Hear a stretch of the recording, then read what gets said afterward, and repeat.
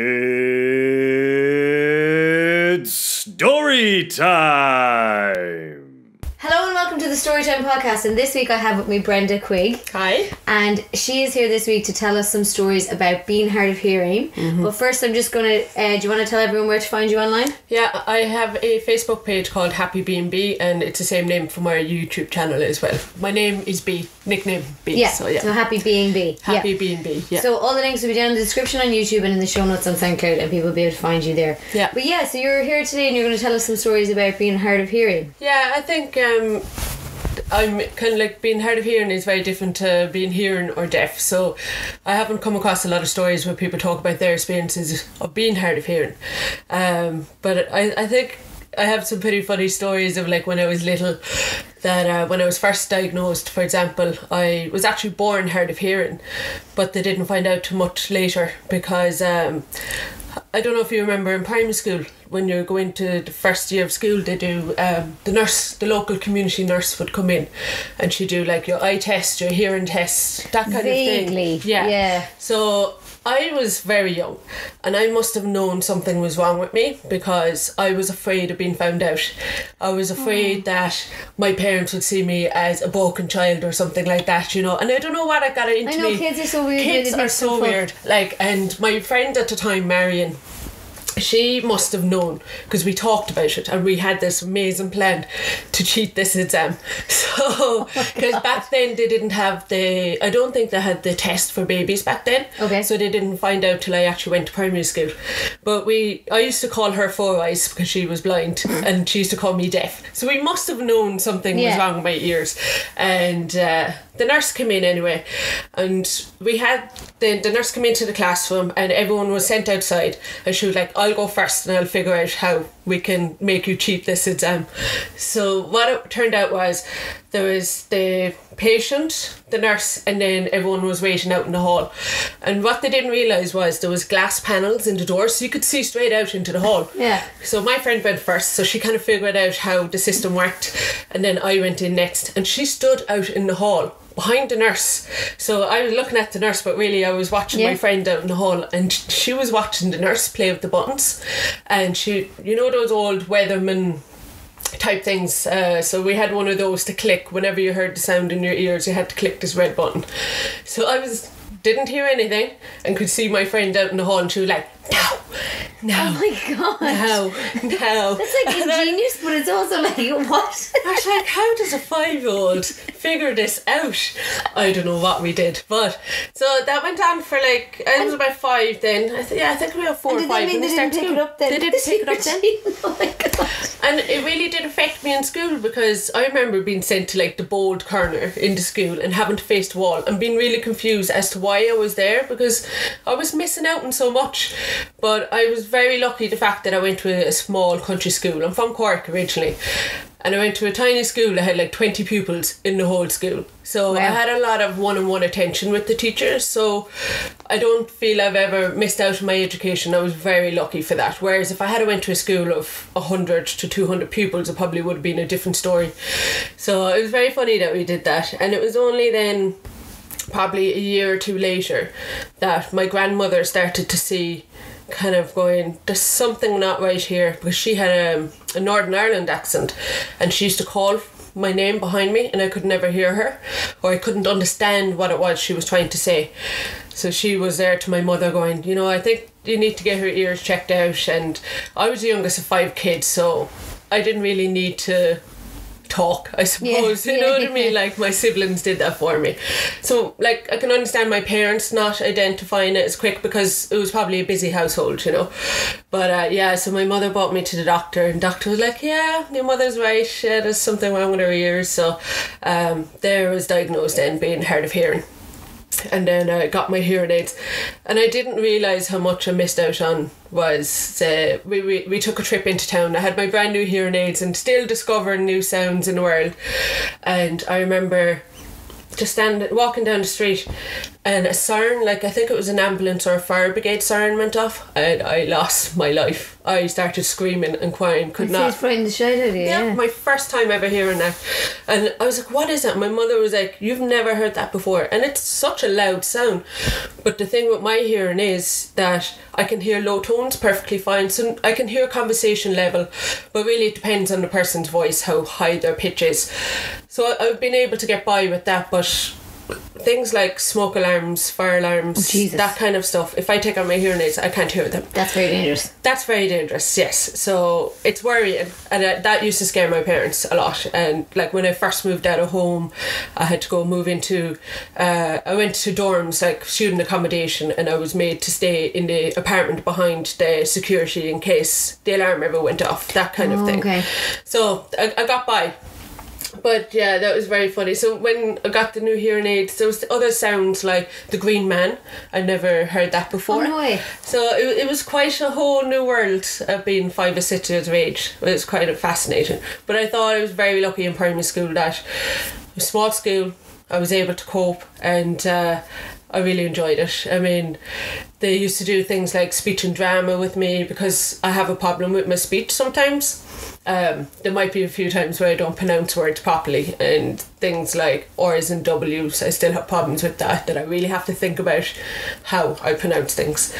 But from there then I went on to secondary school, which was a big shock factor because, as I said, I went from 20 pupils to about 700 pupils. Oof, yeah. Yeah. Went to an all-girls convent school in Cork, and I was the only hard of hearing person that they had ever dealt with. Ever. Yes. As far as I could tell, they did not know what supports I required. And it was kind of shocking that there isn't a lot of information out there for people with hearing aids. And I was never introduced to the deaf community. They never told my parents about there is opportunities within the deaf community of learning sign language. No, I thought I was the only hard of hearing person in the world. Yeah. And it was very sad, like it really was, looking back on it. And I think that's what I have what I call deaf anxiety, is where I worry about things constantly. I worry about not hearing certain things. I worry about, say for example, I go to a doctor, I worry about them calling my name when I can't hear them. So I actually worry about that situation more so the procedure, you know, like I have this thing what I call deaf anxiety, and I have deaf friends who use that term as well. But I think it really stemmed from secondary school, that I spent so much time smiling and nodding, not having a clue what was going on. Said, yeah. And you didn't want to make a big deal out of it because you didn't want people to think, oh, you know, she's special or she needs extra treatment. I didn't want that. I was very independent. Especially when I first started school. I remember going into first year, and I think it was like the Irish class, and the teacher was like, where's Brenda Quigg? And I was like, put your hand up, you have to sit in the front row and I have to talk to you like this. And I was like, oh Jesus, straight away, here's the special one. No, I was so horrific. Upset. So, but you can't blame them as well, because I'm sure they've never experienced it. Didn't mean it, but Jesus. She could have done about it a bit better. Yeah, it's like, I will speak to you like this. And I was like, no, let's go out into the hall and have a chat. And it's like, actually, the reason I have these hearing aids is because I want to hear like everybody else. Did you actually go outside and have a chat? I did. I told the teacher, I was like, sorry miss, can I have a word with you? I was like, I have to educate her about what my limits are. And I was like, I don't want to be treated any differently, but at the same time I want to be treated a little bit differently, that have a bit more patience and to not turn to the blackboard and speak at the same time. Yeah. That was one of my biggest problems. I lost out on so much information because of that. Is they would start talking to you face to face, talk to the whole class, and then turn around and start using the blackboard, and you're like, how? No. It's like someone switched them off for you. It is. Yeah. Okay. And it's like, I need to lip read. I need you to turn your face to me and speak clearly to me, not to be patronising. You know, there's a big difference. But yeah, secondary school was definitely a challenge, because I had a great group of friends, but they just didn't understand. And there were times of like, I'd miss out, and sometimes I was like, sorry, what to say? Oh, I'll tell you later. Yeah. So there was a lot of that, and I felt the more that went on, it was just easier just to not be involved. And it's just like, Yeah, let's just smile and nod. It's a lot easier to get through life like that, you know, as sad as it is. But yeah, like, I mean, secondary school was a very confusing time, I think, for anyone who is hard of hearing. We don't have the supports. Like, in my school, there was definitely no supports, and I found it very hard to relate to people because they didn't have that shared experience with me, and I struggled with that massively. I wish I had have known about the deaf community back then, because then at least I could have found people that I could have had that relationship with. And how did you find the deaf community? Like, how did you... Oh, that went on then to... So I went through the whole secondary school not knowing anything about deaf people. Same when I went to college in Waterford. I started to kind of see deaf people for the first time because I was outside of the country and there was a deaf community in Waterford, but I'd never really interacted with them. And then I was working in a bar, which is great. Working in a bar is a fantastic tool for a hard of hearing person because it's so loud anyway that you don't need to hear, but I can lip read perfectly. Oh yeah, okay, that makes sense. So I could actually do better than my colleagues. I'd be straining to hear, but that's because I don't lip read. Yeah. Oh my god, yeah. Yeah. Okay. So I could like order sense. Somebody could order something across the bar and I'd be like, yeah, no problem. How? You know? So I actually did better than my colleagues at work. Yeah. It's a great place to work when you're hard of hearing. So we were... we were there... I was working in Muldoon's bar at the time in Waterford and I was a smoker that time, and I went outside and I was chatting away to the bouncer, and this man came running over and he was panicky and he was trying to explain something to the bouncer, and he was like, he was pointing into the bar, and the bouncer was just so ignorant. He was like, speak up, I can't hear you, what are you trying to say to me? And I was like, well, obviously this guy is deaf, like, have a bit of patience. Do you think he assumed he was drunk or something? Like, I don't know, he was just being very ignorant. He wouldn't even give him a chance. So I was like, hold on here, I'll see if I can figure it out. I had no sign language at the time. And he started like mouthing to me, and I was like, oh yeah, easy, picked it up straight away. He's like, oh, there's a fight happening in a bar with his friend who's deaf also, they need you to go in and sort it out. And I was like, oh, right, in your bar? Yeah, in our bar. And he was like, oh, why didn't you say? It's like, well, that's you're a bit like ignorant, aren't you? So he went off then, and I went back into the bar, and this guy came up to me and he was like, how did you understand me? And I was like, oh, I showed him my hearing aids, and he was like, that's amazing. And since then, that's where I started learning sign language, and more so that I just fell in love with the language, and it was something like, actually, this is me, this is part of who I am. I was so happy to have met people who understand what I went through, and it's gas because like it turned out 7 years later I became an interpreter for the deaf, and I think it was that moment where I kind of realised I want to help the community, I want to be a part of the community, and how can I do that? And being an interpreter was a solution for me. It still has its struggles being hard of hearing, and I think there's only something like 4 interpreters in Ireland who have hearing aids. Usually it's a job for people who have 100% hearing, because it's a job that you have to rely on your hearing so much. Oh yeah, because you're listening to someone, you're listening to information and you're producing it to sign. Yeah. So I'm one of like 4 in the country with hearing aids, so I am limited in what I can and can't do. Like, but it's to do with my own ethics, my own morals, that I would say I would never work in courts, I would never work in conferences, I would never put myself in a situation where I feel where you could accidentally misrepresent, and it would make a big difference. Absolutely. Yeah. I mean, if I was in a court case and they said something about the case and I interpret it the wrong way, I mean, that would have huge implications. Yeah, that actually would have huge. So I feel for my own interpreter though, really, that must be worrying. Absolutely. I mean, I'm kind of glad I have that limit. I'm like, I know I don't have to do those jobs. But that's my choice to make, but at the moment I kind of focus on like deaf education, because they tend to be small classrooms. Like, I would never work in a university for the fact that they tend to be huge classrooms, and the acoustics in the room are quite bad. But I have a regular job now that I work in a small environment, a lot of one-to-one with teachers, and it's my favourite thing in the world. It's a great job, and you learn so much because you're interpreting different courses, so you're learning about their Oh, yeah, experiences. that's It's so, like, cool. I've done like beautician courses, I've done graphic design courses, I've done so much, and I'm learning while Yeah, they're learning. It's everything. That's fantastic. quite It's a great cool, tool. actually. It is a great tool, yeah.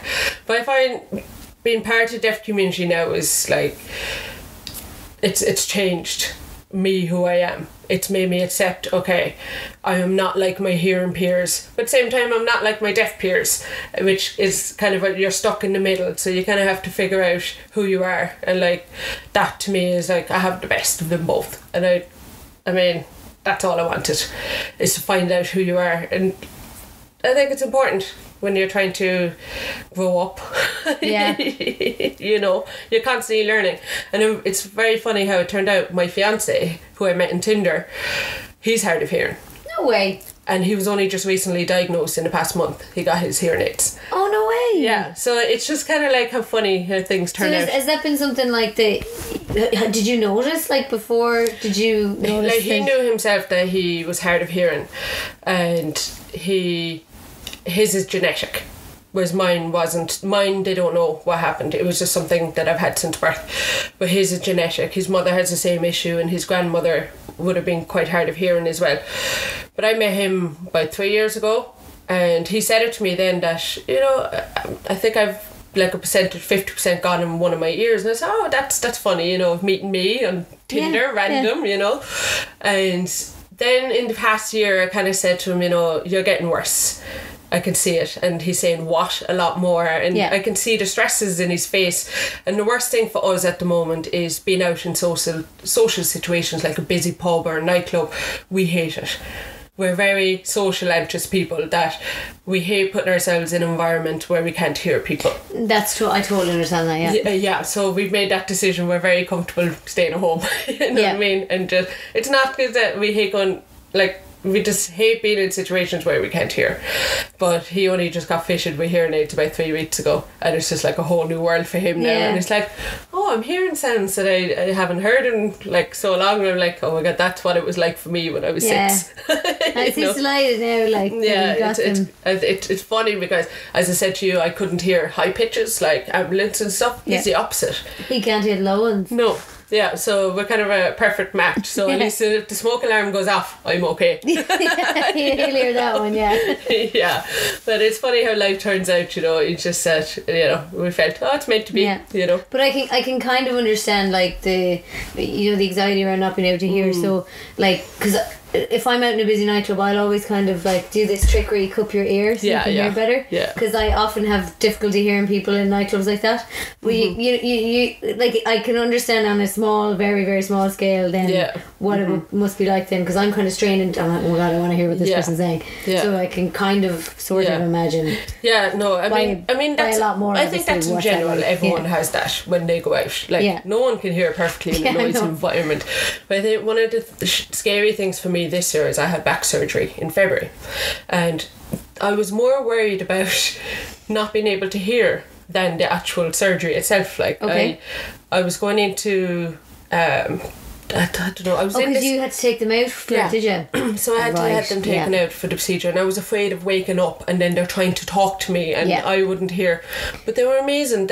I went in, and the very first doctor I met, I was like, I'm hard of hearing. I really want my hearing aids on me for as long as I can, and I really want them when I wake up.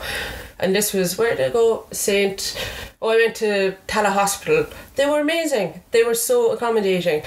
And more so that I explained to him how to take them off, how to take them on. And as soon as I went to sleep, he was like, right, take them out. And they gave me this little piss pot. I put my hearing aids into the piss pot, and they wrote my name on it. And they were like, we will put them in for you when you wake up. And I woke up, and the first thing I did was like that, you know. And it's just instant. I like to have that security, you know. And they had actually put them in and turned them on for me before they woke me up. Perfect. They were perfectly. And you know, it just shows that when you explain things to people, when you show how anxious you are, people can be very accommodating. That's the thing. I think Yeah. But I think for the most part, people are very understanding and they will. And especially I find, like, I think Tala was one of the hospitals I went to with broken boner one time. Or my mum was in Tala, actually. My mum was in Tala. And they're great. They bend over backwards for you. And all you have to do is explain. Like, when I went in for my wrist surgery, I was just like, listen, I'm really nervous. I'm really scared or whatever. And they just, like, they were just brilliant. Like, they really do. You just explain how you feel and they really do bend over backwards for you, I think, anyway. Yeah, I know, I agree. But sometimes I'd struggle in other environments, but I think the main thing is to be upfront. Yeah, well, I think medical professionals are probably like an anomaly in that the majority of the time they're going to understand, and especially with stuff that's physical. It is, But yeah, I can understand it probably doesn't happen as often elsewhere. No, I mean, you do come across a lot of ignorant people. I mean, you'd have a lot of people, if you say, oh, I'm hard of hearing, you know, just so that they're aware, they might go, what?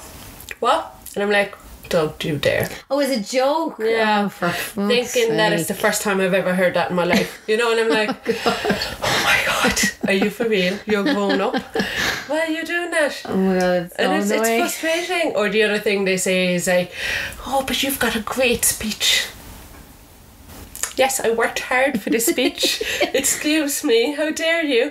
And oh, isn't it a wonderful thing you do? Oh, it must be so rewarding, like being an interpreter. And it's come on, you know. Comes across a bit condescending. Yeah, I mean, it's frustrating. Yeah. You know, I should really write a book about these scenes. Oh, you definitely should. Yeah, like I know they mean well, but yeah, sometimes people can be very condescending. I know, but it's the funniest thing is when they think they're the first person to think of that idea, and they're like, no, somebody's already been there about 20 years ago. It's grand. So how did you like become a part of the deaf community then after that encounter then at the pub? Like, did you kind of search? I started then learning sign language. I looked up sign language classes in the evening times, and it just took off from there. And I was doing it once a week, and then I started to become more involved in sign language. Going, I want to do something with this. This is a really cool skill to have. What kind of a job can I get out of it? And it was only then that I kind of realised interpreters were a thing. So I did all the research, and then I ended up.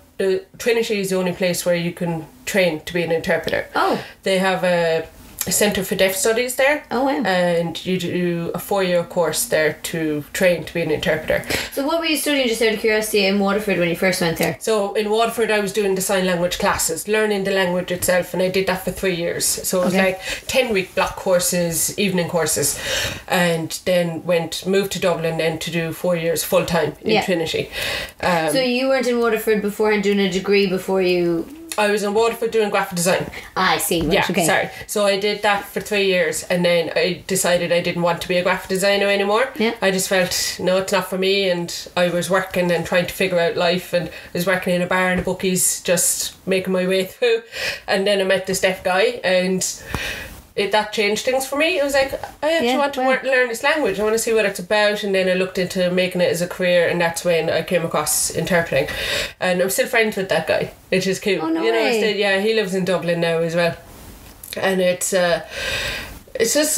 just starting to learn the language is when you start meeting more and more deaf people, because it's the same as any other language. To learn, you have to immerse yourself in that community. Yeah. There's no way for you to be fluent on your own.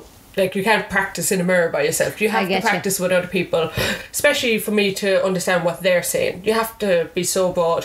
And sign language in Ireland is so broad. I mean, we have some male signs and some female signs, and it goes back to history, how there was 2 deaf schools in Dublin. That was it in the whole country. 2 deaf schools, 1 girls, 1 boys, one by the Catholic Church. Oh, no way. Back then, the church kind of said, well, we don't want them interacting in case they get married and have more babies. Okay? Oh my God. Yeah.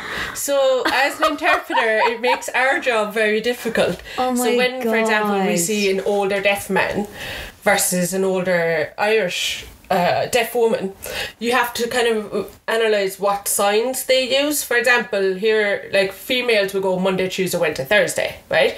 But the men would go Monday, Tuesday, Wednesday, Thursday. Okay. So it's completely different. Yeah, that is completely different. Yes.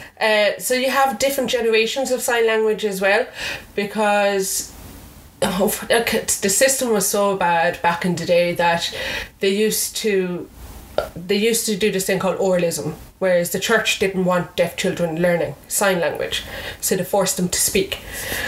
Jesus Christ. Every time someone tells me a news story of what the church used to do, I'm just like... I know. Especially with everything that's going on at the moment. I mean, it is rough, but like they used to tie their children's hands behind their backs, like, so they wouldn't sign. But it's funny, I've seen some older men who sign down at their hip, and I was like, why did they sign down their hip? School table. They used to sign underneath the table to each other. Jesus. So they still have carried that impact in their brain that it's shameful to sign in public. And it's so sad, but thankfully things are changing at the moment. Like they're working on what they call is our sign language recognition bill, which has made its way to the Senate, thankfully, is to make our language recognisable. It's not recognised in this country at the moment. We're not an official language. No. Wow. So we have your Irish and your English, but we don't have any sign language. So that is in the works at the moment, and hopefully be successful and be fantastic for us as well, that there's more access for deaf people, because by law not every company has to have an interpreter available. Or I was about to ask you, how would it impact in real life? It would make a huge difference. It would mean like companies would have to by law provide an interpreter. We still struggle with the likes of the HSC. We just have the Equality Bill Act at the moment to protect people, but in some situations people have gone into hospital and an interpreter hasn't been booked. How are they supposed to know what their diagnosis is? And then they might say, oh, does your child sign?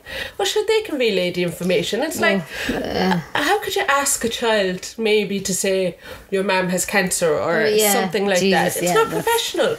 So this is what they're working towards at the moment, is to get this bill in place, and is to ensure that deaf people have the right access to information. Even things, there was a recent, remember the whole Ophelia storm situation happened? There was no emergency announcements made for the deaf community prior to the storm coming. It was only when the deaf community started using this hashtag called Deaf Access. Where is the access? There was these public announcements on TV, but there was nobody there to sign it for the deaf community. Yeah. So they were left out of all that, and it's like they're such a minority group, and they're dealing with that type of thing all the time. Even things, information nights, or you get your brochures and people just assume, oh sure, they can read. But it's not their first language. English is not their first language. If they grow up in a deaf environment, they use sign language, it's a completely different grammar structure as to how we speak. Oh really? Yeah, it's not word for word, like it's a visual language, and it's like the research has proven that deaf people who leave secondary school leave with a reading ability of maybe a 9-year-old. Wow. So there's research that proves that's out there. Things are getting better, but you can't expect deaf people to have such strong knowledge in English, even written English, when it's not their language. And that's the thing. I'm such an advocate for the deaf community that when I talk about it, I'm very passionate about it. And it's like, people need to be aware of this. They need to know. No, and that's fair enough, because I didn't know that was lacking, and I didn't know that there was a bill in the Dáil at all. Yeah. Or in the channel. Yeah, that's the thing. It's such a minority group that the access isn't there, and people aren't aware of it, you know. It's a shame. It really is. Like they say there's around 5,000 deaf people in Ireland, but then you have about, I think it's something like 40-something thousand users, sign language users, whether they're deaf or not. You know, I've come across people who can hear but can't speak, so they still use sign language. So it's a very flexible language to be used. I just wish there was more access for everyone to it, you know. Yeah, that's fair enough. Yeah. And it's very, just to go back quickly to when you're saying there's guy signs and girl signs. Oh yeah, male and female signs. Signs. Sometimes, like, if I see somebody signing, because I obviously don't understand sign language, it seems really fast to me. I don't know how you can keep up with it. Yeah. No. It takes years of practice. So I'd say that makes it more difficult then, if they're going that fast, but also changing up. But because it's not my first language, I still struggle with that. I mean, people who are fluent and that's their first language, I'm sometimes like, oh, sorry, can you just slow down and explain that again for me? You know, as an interpreter, you have to be careful how you interpret things. So you have to ask for clarification if you're not sure. But yeah, I mean, sometimes I just look at some deaf people in awe. Their hands are just flying. I'm like, wow. But it's not my first language. I'm doing it now 11 years, and I still feel like I'm learning every day. I mean, there's so many signs. I'm trying to think of examples, like there's so many signs. Like, you'd have one sign that could mean many different things, and with sign language it's not just about the hands, it's about your facial expression, it's about your body, and you use all of it to tell a story. And one of my favourite things to talk about is, like, for example, rain. How do we explain rain? In our English language we have a million ways of describing rain. Rain and cats and dogs. It's bucketing out there, it's pissing rain. But in sign language they use their face and their body to emphasise how strong that rain is. So you might go a bit of a mist, so you got like a bit of a light mist. But if it's like really pissing, you're like, fucking pissing, So it's like really enforcing it. But it's quite fascinating, and it's just so visual. Like, one of my favourite things I've seen before is watching deaf people fight. It's just like having a full on argument. Like, they could be pissed in the street and having an argument, and they're like, whoa, like, just like so really aggressive, and then like so signing and then punch, sign, It was just so funny, and I just find it fascinating. I really do. I mean, it's so visual. I mean, how we might say a sentence, we could have a really long sentence, but in sign language you could explain it all in 2 seconds because you're using it in a visual form. You become that character, and it's what we call role playing. And if you're telling a story, you become that person in that story, and you do those actions, and it's fascinating to watch it. Yeah, I just wish there was more out there for people to see, because even on RTE now have sign language interpreters, but it's 3 or 4 o'clock in the morning when they're shown on TV. Yeah, they don't have it. Same with the BBC or Channel 4. It's always the off-peak times because people get annoyed the fact there's a little person in the corner of the screen, But I just wish people could see it more and kind of understand. But it's funny how we have that mentality as hearing people. We're so used to spoken language. But when a deaf person might just use a simple sign going like that, which common sense is a drink, but hearing people are so focused on the speaking language they can't see that, and it's like, just open your mind a bit, try and study what they're signing, and actually a lot of it is common sense, and you just don't realise it. I love it. I love the language, but I'm not a teacher though. That's my problem. Like, my fiance wants to learn, but I don't have the patience to teach. I was actually going to ask you, did your fiance sign? Yeah, but I know myself, when I have children, I want them to be bilingual. Actually, yeah, so you probably would have to teach them. The research also proves there is that children can sign from 9 months old. Oh my God. They can reduce the amount of tantrums and frustrations as a toddler because they can sign. And it's fascinating. I love seeing little kids signing. And they can sign before they can speak. They can have that communication so early. Yeah. Jesus. Yeah. And that's why baby sign is a huge thing. I mean, they do have those baby sign classes, but it's still not the same as sign language. I mean, that's just, as some of them would be gestures, but they'll still use some signs, but they're not teaching them the grammatical structures or how to speak an actual sentence, But I look forward to that. I really can't wait to teach my own kids how to sign. That'll be cool. And you mentioned that your fiance's hearing is genetic, and yours is not. Yeah. So, like, is your kid going to be hard of hearing? Do you know, or is it a total maybe lottery? We don't know. I mean, they say with deaf children, 5% of deaf children are born to. No, wait, sorry, hold on. Yeah, they say deaf children. Is it 95% of them have hearing parents? So there's only like 5% of deaf parents might have a deaf child. Yeah. So it's you just don't know. Yeah. But we're prepared. Yeah. And we've had that discussion. We said there is a possibility that our child might have his genetics, or it might even be profoundly deaf. We don't know, but at least we're prepared, and we already have the information. Yeah, I mean, you're going to be the best kind of parents for a child to be born into if they have those hearing problems. Exactly. I mean, we're not worried, and it's not going to make a difference to us. But I do. It must have been hard for my parents or any parent who has a child with who's hard of hearing or deaf, because they didn't know for so long as well. But I'm sure even just parents now who have a deaf child, it must be so hard for them to adjust to that. But I have an issue personally with the HSE and how they treated it. Is they see it as a medical problem, and they look at hearing aids and cochlear implants. They never really give out the information of there is the option of sign language, there is the option of the deaf community to understand that culture. And I feel very kind of I've missed out on so much that I should have had when I was a kid. If the HSE had just said, oh, maybe you should try this group, a parent and toddler group aimed for deaf children or something like that, it might have made my parents' life a little bit easier, and it probably would have made mine easier. Yeah. Especially as a kid and teenager. Being a teenager is confusing enough. Never mind feeling like you're the only person in the world who is hard of hearing. Yeah. And that was one of my biggest struggles, and I think that still stems my mental health now. Yep. And it's a knock-on effect. Yeah. Well, I mean, at least on the bright side, your kids won't be dealing with that because they'll have your support, and you obviously will know what to do. But I can see that must have been real tough. And because I am a member of the deaf community, like I have my best friends are deaf, so I'm surrounded by that.